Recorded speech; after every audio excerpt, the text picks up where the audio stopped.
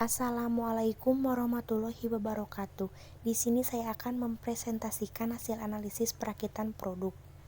Perkenalkan, nama saya Mirnawati Dewantari dari kelas 12 OTKP 2. Alat dan bahan yang digunakan. Yang pertama, batok kelapa. Batok kelapa sebagian utama dari pembuatan kancing.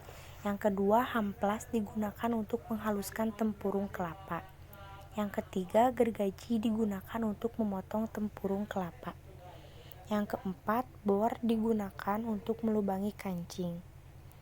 Yang kelima, minyak kelapa digunakan untuk pewarna alami dari batok tersebut. Standar pengujian produk. Standar pengujian produk tempurung batok kelapa. Sebelum membuat kerajinan dari batok kelapa, maka batok kelapa tersebut akan diuji. Karena untuk membuat kancing dari batok kelapa, kita tidak boleh menggunakan batok yang asal-asalan.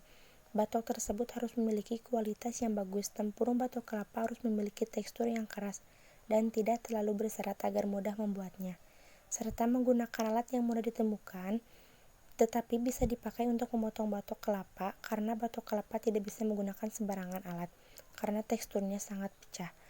Dalam pengujian ini kita memakai pengujian sekensial untuk melihat bagaimana sebagian respon konsumen terhadap kancing yang berbahan dasar batok kelapa. Pengujian produk.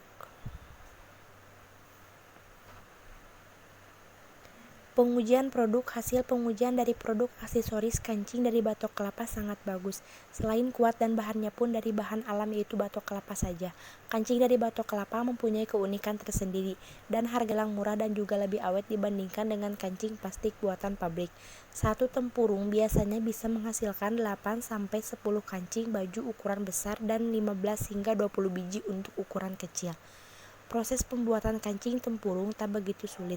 Alat yang dibutuhkan juga sederhana. Mulanya tempurung dicetak ke dalam bentuk bulatan kecil. Setelah itu serat-seratnya kelapa yang ada di dalam tempurung dibersihkan. Kemudian tempurung digosok agar lebih halus. Dan tinggal diberi lubang untuk memasukkan benang dan siap dipasarkan. Metode pengujian. Metode pengujian produk yang dipilih dalam menguji produk aksesoris dari tempurung kelapa ini adalah metode sekensial atau metode Braille test, yaitu dengan cara konsumen membandingkan sedemikian rupa produk dengan berbagai merek dan alternatif tanpa mengetahui merek atau produsennya. Setelah dilakukan pengujian, masyarakat lebih memilih kancing daripada tempurung kelapa daripada kancing plastik buatan pabrik. Teknik pengujian. Yang pertama, technical testing atau pengujian teknis. Pengujian teknis produk kerajinan dari batok kelapa mempunyai tekstur yang keras serta berbahan alami.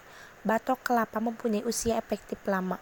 Karena batok kelapa tidak akan usang dan berjamur kecuali kancing tersebut patah, maka kancing tersebut tidak bisa digunakan lagi dan akan menjadi limbah sampah.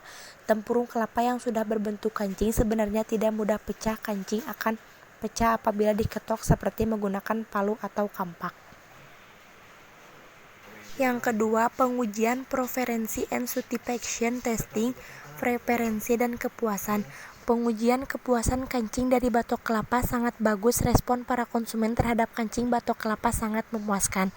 Karena dibandingkan dengan kancing yang terbuat dari plastik, batok kelapa terlihat menarik serta alami, tidak mudah patah. Hasil laporan. Kancing baju dari batok kelapa cukup banyak digemari oleh sebagian masyarakat. Karena bahannya yang awet dan murah, batok kelapa yang biasanya dibuang kini banyak digunakan untuk membuat kerajinan tangan. Contohnya kancing batok kelapa selain pembuatannya yang mudah dan tidak membutuhkan alat yang khusus,